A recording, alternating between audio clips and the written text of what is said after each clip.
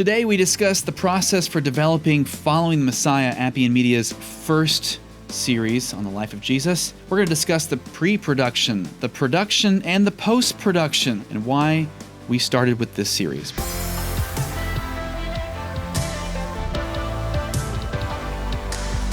Welcome to inRoads, where we talk about the why of Appian Media and how you can use the technology of today to spread the timeless message of the Bible. You can learn more about us and watch the free video series at appianmedia.org. And once again, we're joined by Jet, our DP for Following the Messiah. DP stands for Director of Photography, so he managed a lot of the on-camera elements, what you see going into the camera. Jet is also referred to as Jet-tastic. That is true. He is Jet-tastic. And of course, we have Craig. Craig is always here. He is a co-founder of Appian Media. He does lots of things. Craig is our juggler of many hats. And I'm Stu. I'm the other co-founder of Appian Media. So as we start, we want to deep dive today into the creative process for Following the Messiah specifically. Why in the world did we start with the life of Jesus? It seems kind of like an obvious question, but why did we start there? I mean, it's not the beginning of the Bible. It's not the beginning of, it's the life of Jesus. Why did we start there? Why did you guys start there? Yeah, I know. Maybe we should be turning it to Craig. Yeah, it's like, I don't know. I came in halfway through. Yeah, well, I didn't choose that. The concept was already, established. What you guys were set out to do. Correct. I got wind of it and said, "Hey, can I help?" It made sense to me because you're diving into new territory, and people wanted to hear that story. It's a good, compelling story. So, why not start there? We didn't really know if we're going to get a second bite of the apple. So, telling the story of Jesus is a no-brainer. I think. It's an important story, and it was good for us to be able to have the opportunity to really kind of sit at Jesus' feet and learn from him. And let's have some cameras too. Yeah. But it's a good place to start, but it's not an ending point either, because you can go backwards, talking about how Jesus came to be. And then, of course, the Bible continues then after Jesus ascended into heaven. So there's more or less, it's kind of like in the middle. It's in the middle of the whole scheme of things. Yeah. One of the things that interested me was we were able to start with, I believe, the linchpin of the whole thing. Yeah. If the story of Jesus is correct, if the story of the resurrection is true, then everything falls into place. Then we need to believe the entirety of everything else. And if the story of the resurrection isn't true, I don't know how familiar you guys are with Lee Strobel, right? A Case for Christ, some compelling arguments that he gives. It all really hinges on that. And so for us to choose to go and establish, was this person a real person? Did these things actually happen? And what did they look like? To me, again, it was a no-brainer. I think it's a great starting point for any conversation about God. And when you stop and think about the Bible as a complete body of work, the thread through of Jesus is throughout the Scripture. Mm-hmm. Obviously, we don't start with the story of Jesus in Genesis 1:1, but we do, because in the very beginning, it talks about how God had a plan that he was going to save his people, and that's the beginning of the Bible. And because, before the Gospels, people are talking about the Messiah that is coming. And then after the Gospels, people are talking about, remember what Jesus did. Exactly. So everything just kind of points to that. So it was a really good place to start. It was a good place to start. And then you mentioned it, and I think Craig mentioned it in the last episode of inRoads. We didn't know if we were going to get another chance. We knew that we had one shot, and that was to tell the life of Jesus, because that's obviously the most important story to tell in the Bible is the life of Jesus. And I had a suspicion that once people saw it, they would want more of it. I agree. That's right. And so in that regard, if you are listening to the podcast and you've never seen Following the Messiah, you'll hear us reference either part 1 and part 2, or episodes 1 through 5 and episodes 6 through 10. We actually did cut this in half. Mm-hmm. We shot the first half of it 1 year, and then went back the following year and shot the second half of Following the Messiah. It's a 10-part series that's available in 2 different chunks. So What was the creative process like for Following the Messiah, both parts 1 and part 2? When I talk about Following the Messiah, I'm going to probably talk about it as a complete work.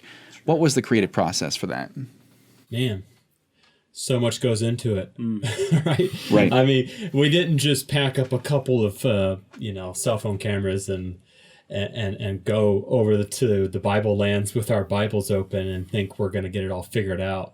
So much goes into it, and when you're seeking out story, pre-production is everything. I think when you do your research, you almost shoot and edit the whole piece in your minds before you even start to charge a battery.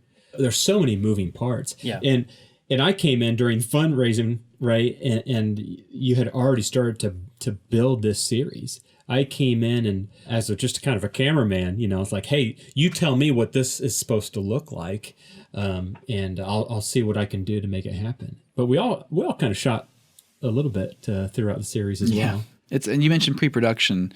There are 3 sections of any good video shoot. It's the pre-production, the production, and the post-production. And I think all 3 of us at this table handle different elements of that. I don't know if this is unfair. Maybe it's an overgeneralization, but I almost feel like when you want to talk about pre-production, that's kind of Stu, right? And production, a large majority of it is handled by you, Jet. Yeah. And then there's a vast majority of the post-production. I think it's a that I do. Postman. And maybe it's an overgeneralization. We I all think at that's times That's still share pretty good, the same though. hats. Yeah. But no one part is more important than the other. They're all necessary. They're all necessary. Yeah. And we all know, working in the industry as we do, so many times people want to skip straight to the production. They just want, do. I got a camera, let's go. And man, this would not have worked. Yeah. Like what would happen if we just budgeted for the trip, like airfare and cameras and permits, and that's it?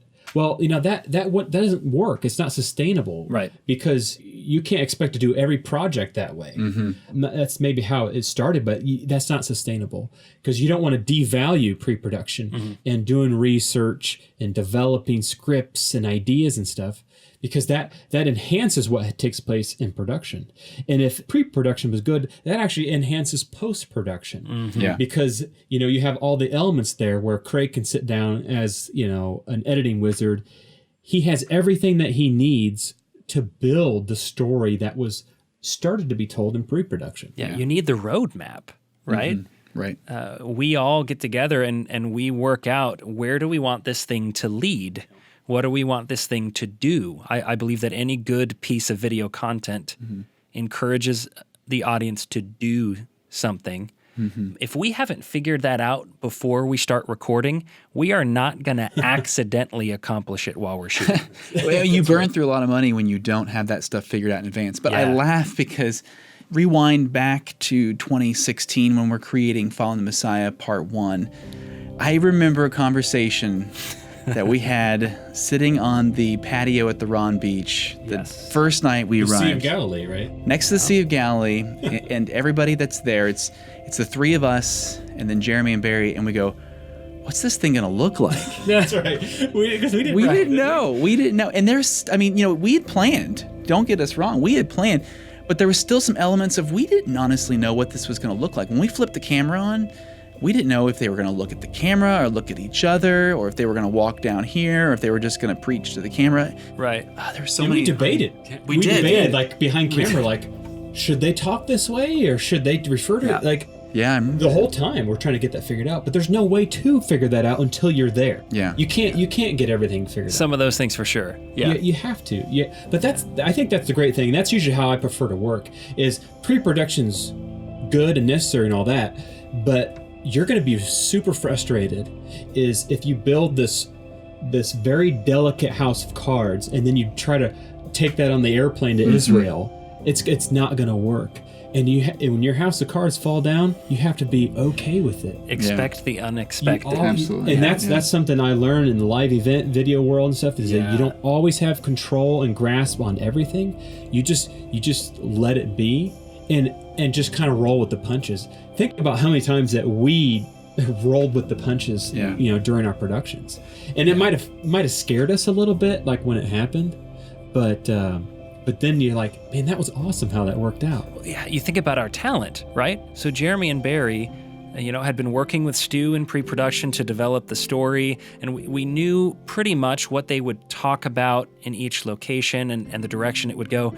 But I can't tell you how many times we would get the cameras rolling and we'd get those guys talking, and they would just give us gold that we were not expecting. What are you planning for? Right. And you couldn't plan for it. You couldn't script it any better. And then you kind of put the cameras down and go, that's it. Like, that's what we needed. We didn't know that that's what we needed. And you got to be ready for it and embrace it and roll with it. Exactly. It was so many moments that as I'm shooting, because you get so caught up in like the tech side of things and making sure everything looks pretty, and you start rolling and they're talking and they're reading from the Bible, and you're like, oh, why am I getting chills? I didn't plan for chills. Where's chills at on the list? It's not on the schedule. But it's like, of course. But you have to allow for those things. Yeah. That's where the beautiful moments happen. It's often the unplanned things. So you don't cut camera and think, hey, that wasn't part of the script. No, you embrace it. You embrace every bit of that because there's beautiful things happening.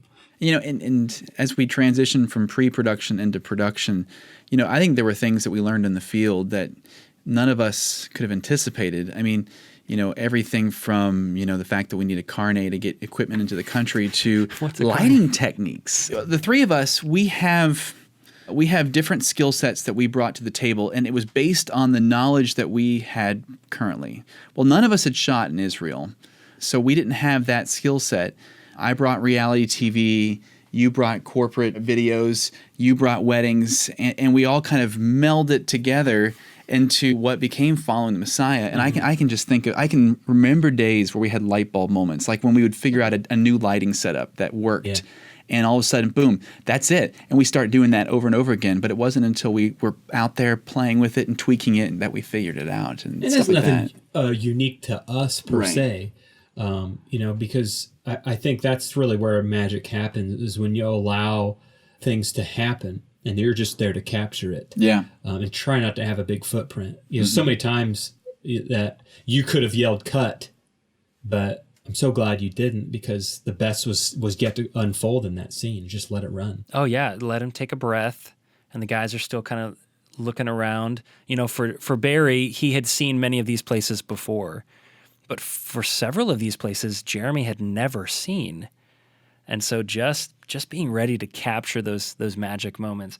Mm-hmm. You did talk about, Stu, just being ready for anything. I remember we hadn't even gotten out of the airport yet, and we all kind of went, this is not going the way that we expected. Everyone remember Guido and the carnet. Guido and the carnet. That could be a book. We didn't know that we needed a specific kind of paperwork to bring the amount of equipment that we wanted to bring in to Israel.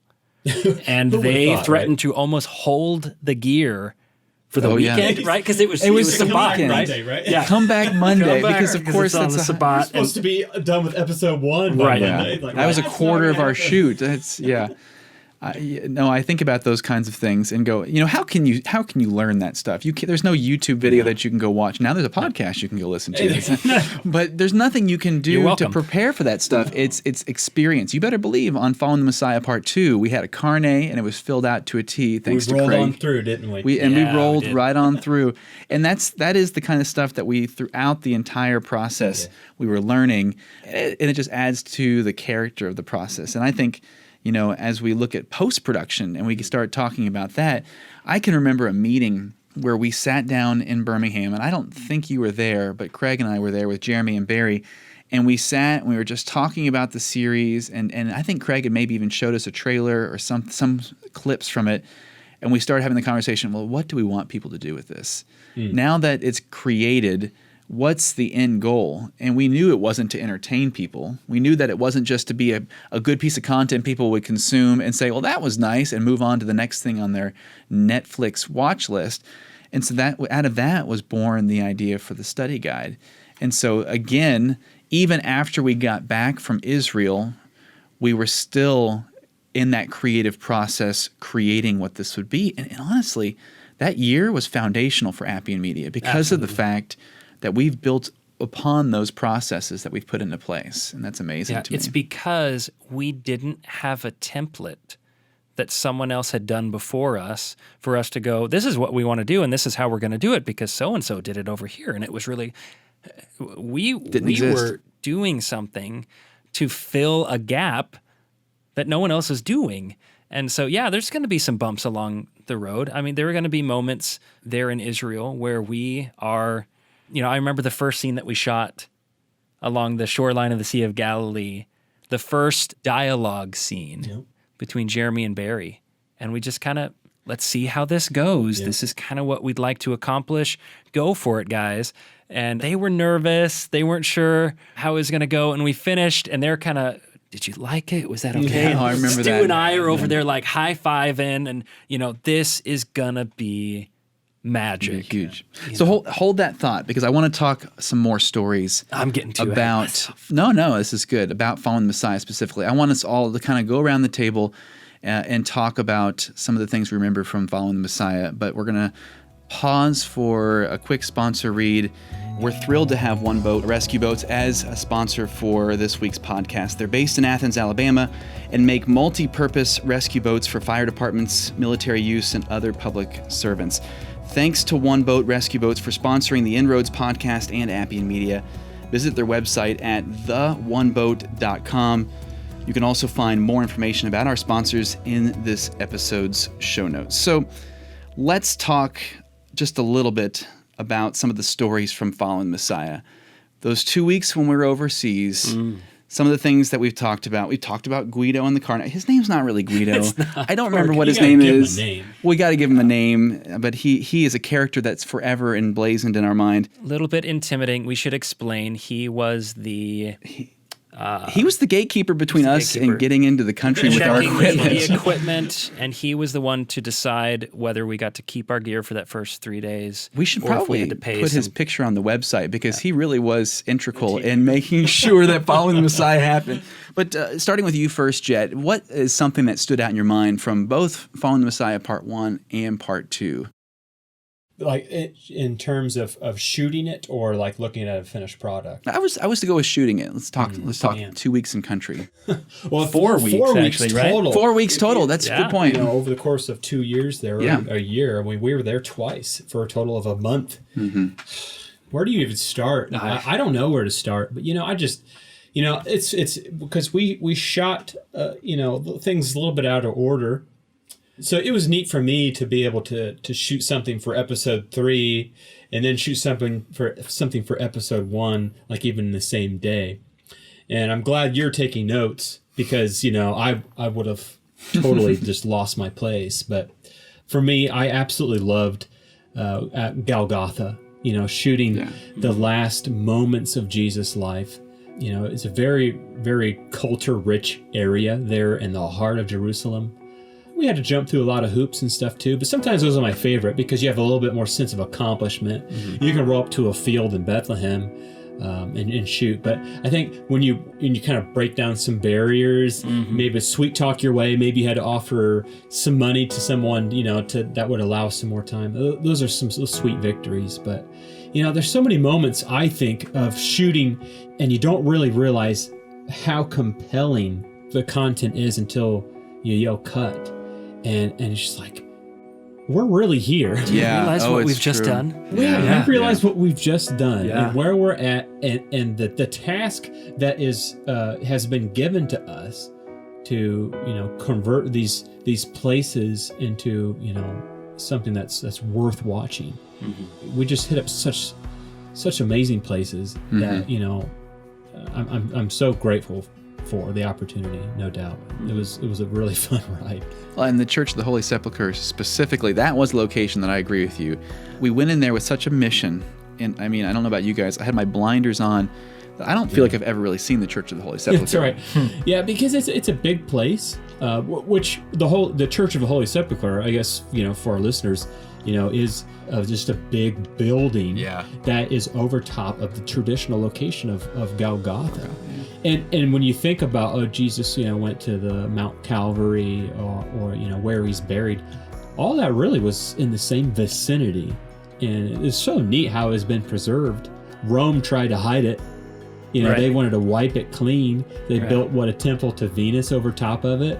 That helped preserve that place. So, you know, a lot of these, when you try to erase something, a lot of times you preserve it instead. And that's Right. exactly what happened there. Well, and I can totally see what you're saying, Stu. We're like, you're a man on a mission. We've got usually a very limited amount of time, specifically over inside of the edicule, right? It's that structure within the structure of the Church of the Holy Sepulchre where the traditional tomb was. And we had, 5 minutes in there? If And of that. course, we asked the largest one of us to cram himself into the back of the thing Oh, to get man. Jeremy and Barry in there. But you're on a mission. You've got to get what you can do, light it as best you It can, was bless so your dark heart, in there. Oh, yeah. and get the audio, and then you kind of come out and go, where was I? Did that just happen? Yeah. I was possibly standing where the burial cloth was left when the Neatly body folded. was gone. Yeah. Yeah. You know, Where wow. Mary stooped down to look inside the Wow. tomb. It's Yeah. amazing. That was a legit candlelit scene. It really was. It legitimately was. Oh, man. What about you, Craig? What was the moment that you can remember from? Oh man, yeah, like Jet said, there are so many. I don't know. There have been several times where you and I, Stu, actually, were tasked with the responsibility of sunrise time lapses, right? And I remember one morning, I think it was on our first trip, where you and me and, well, it must have been our second trip. Dan came with us, took a taxi into the Oh, I old city of remember that. Jerusalem Yeah. before dark, and we go walking through these empty streets to find a vantage point of the Wailing Wall, right? The western wall of the Temple Mount, so that we could get some time lapses. And we're up there, 7 or 8 cameras are kind of clicking in the background. We've got everything set up, and we're just sitting there watching the sun crest over That was amazing. That was very a significant place. Significant place. Yeah, it's those sunrises and those sunsets. We'll talk more about this, and as we talk about searching for a king, you and I got to do that again over the whole city of Jerusalem. But you see it over the Sea of Galilee.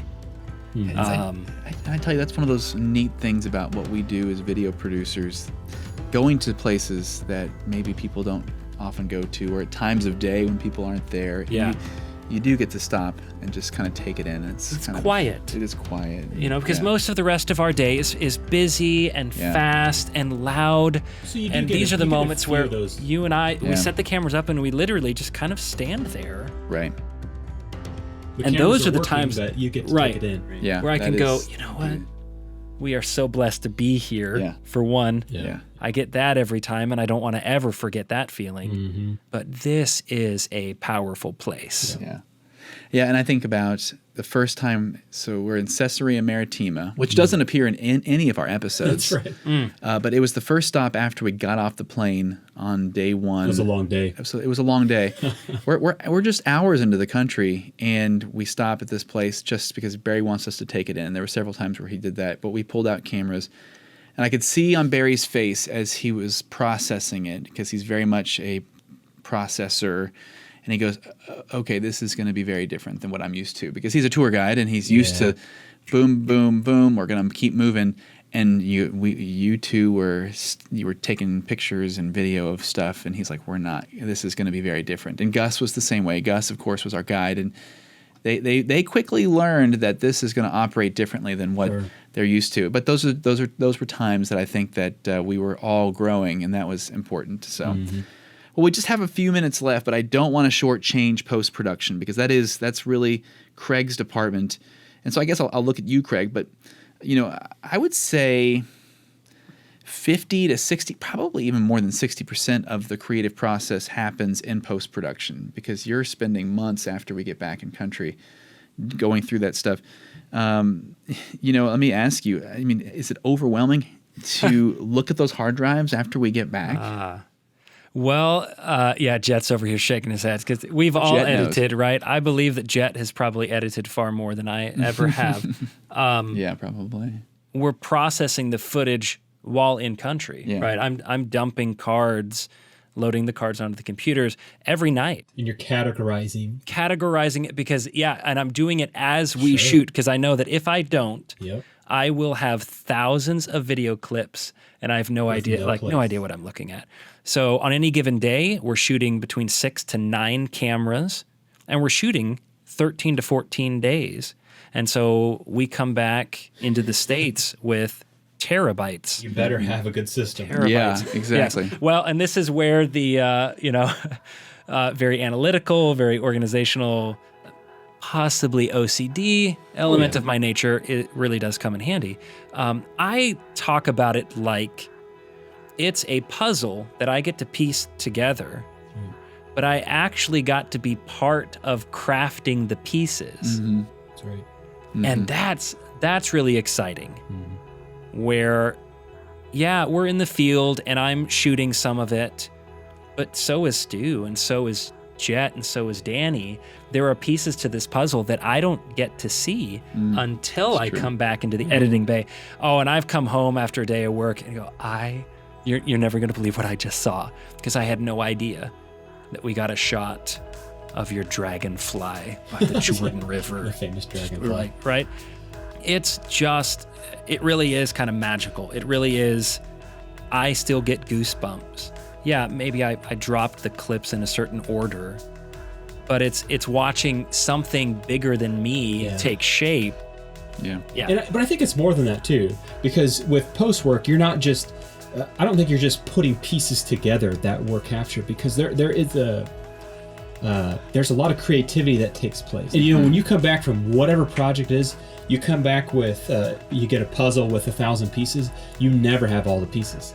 You never will have all the pieces. So that's where a good editor comes in and think, well, this didn't exactly turn out exactly what I want. How can I create custom-make pieces to fit there, so that when the story is done, all the pieces are there, but because it took a lot of mind power in post to kind of fill in some of the gaps and add that nice smooth lacquer on top. Right, and thankfully it's not all on me. Oh, right. Oh man, I'm so glad. Where I will give it my best shot to create what we call rough cuts, right? And sometimes it doesn't even have music underneath.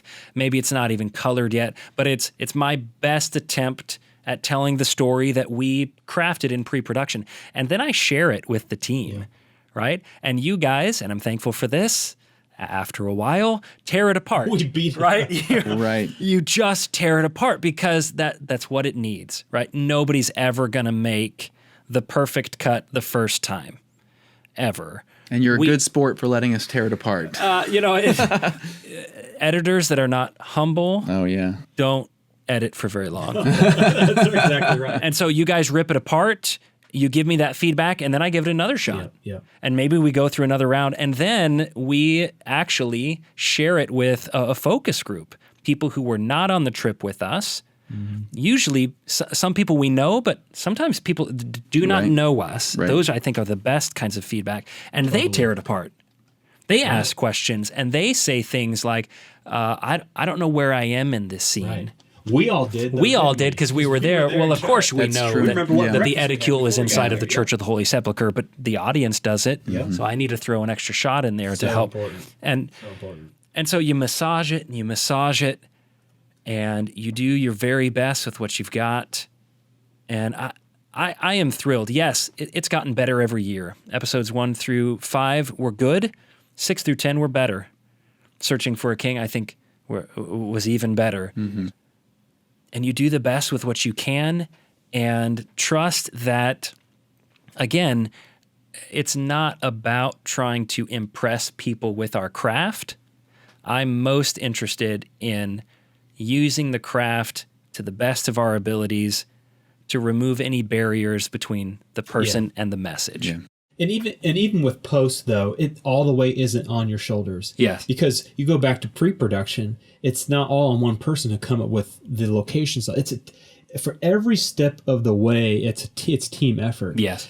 My job as a DP is just keep my mouth shut and make pretty pictures, right? But there'll be times where, we'll be there and they'll say, talent will say something, and I'm going to kind of put my camera down and say, hey, Stu, what if they said this instead? Like, that's not a DP thing at all. But, but when you see something that you think you can help kind of give it some shape, and whether it was used or not, but there has been a decent amount of liberty among the Appian Media team, no matter what step it is that everybody kind of feels like they can help craft this, and it becomes like we all have joint custody of this this beautiful baby that we all want to succeed. Yeah. I think the collaboration started with Fallen Messiah, but it only grew with Searching for a King. Oh, so we're going to save that for the next episode. Oh, so is that next? that's coming up next. So, wow. If you enjoyed Fallen Messiah's deep dive creative look, you're going to really enjoy the next episode, because we're going to do the same thing with Searching for a King. But Hang on to your hats. Hang on to your hats. That's right. So, but that's it for today's episode.